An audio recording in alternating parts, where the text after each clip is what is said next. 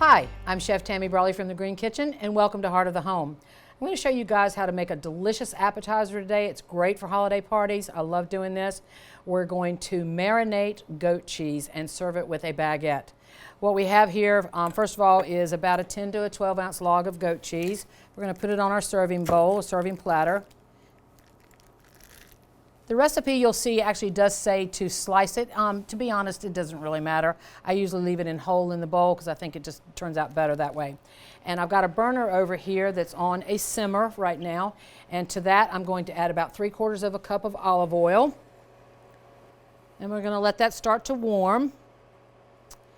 And to that, we're actually going to add some ground spices. One of the things I love about this recipe is using my spice grinder.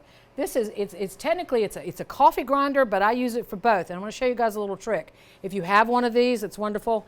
I do happen to have two, but if you only have one, and let's say you grind coffee beans one morning, but then the next night you want to grind some whole spices, all you need to do is clean it out a little bit, and you want to clean that out with some dry rice, believe it or not. And I'll show you that right now. We're going to open up our lid. Now, it's already been cleaned from the last time I use it, but I would want to put, if I had something in there that I didn't want to impart the flavors with the next recipe, drop about 1/4 of a cup or so of dried rice in there and run it like you would a regular time. And it will clean your blade, it will clean the inside, and there's really no reason to wipe it out or anything. I'm just going to dispose of the rice. I don't need that anymore. And now to my grinder for our marinated goat cheese, I'm going to actually add 1.5 teaspoons of peppercorns. And I like to use the mixed peppercorns. Believe it or not, they all do have different flavor. I've got some green and black in here. There's even a little red, but I think that's fallen to the bottom. And we're going to put our whole peppercorns in there. Recipe might also actually call for whole allspice. In this case today, we're actually going to use ground allspice. But we're going to grind our peppercorns, about 1.5 teaspoons. This original recipe, when I found it, actually called for marinating it with the whole spices. And I found that to be kind of cumbersome when you go to take a bite of it. Nobody really wants to bite into a whole peppercorn. So I've ground our peppercorns, about 1.5 teaspoons. And I'm going to add that to the olive oil. It's going to start to simmer pretty much immediately. In fact, I'm going to turn this burner down a little bit.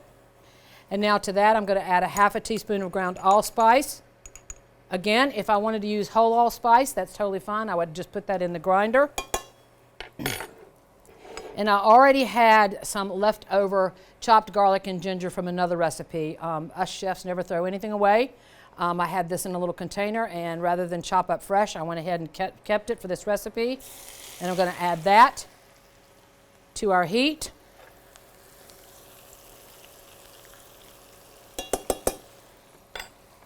And then I'm going to let that simmer for a couple of minutes. I'm actually going to go ahead and turn the burner off. You don't want that cooking too terribly long. You certainly don't want the ginger or the garlic to burn. Let that go here. Remember earlier I put the goat cheese in the serving platter, and so now I'm going to take some orange zest. I have a microplane grater where I'd already started this, and I'm just going to continue grating the entire orange. Zest of any fruit, lemons, limes, anything, make a wonderful punch of flavor to your recipes. In this case, I'll actually save the orange, wrap it in plastic, put it in the refrigerator, and I might drink it for breakfast in the morning or add it to a cocktail if I wanted. Go ahead and add a little bit of, I shouldn't say a little bit, go ahead and add the zest to our mixture there. And now we're going to come back over and we're going to pour it over our goat cheese. This is very warm. There we go. Now you would want to let this sit for a little while to get a nice pounce of flavor to it. So before your party in the evening, you might want to do this at 2 or 3 in the afternoon and then serve it that evening. And then the last thing I'm going to do is actually chop up some fresh basil. Nice little pounce of color on that, a little green. This is basil from my garden. I love using fresh herbs in my cooking. Not only gives the flavor, but it certainly gives a nice pounce of color.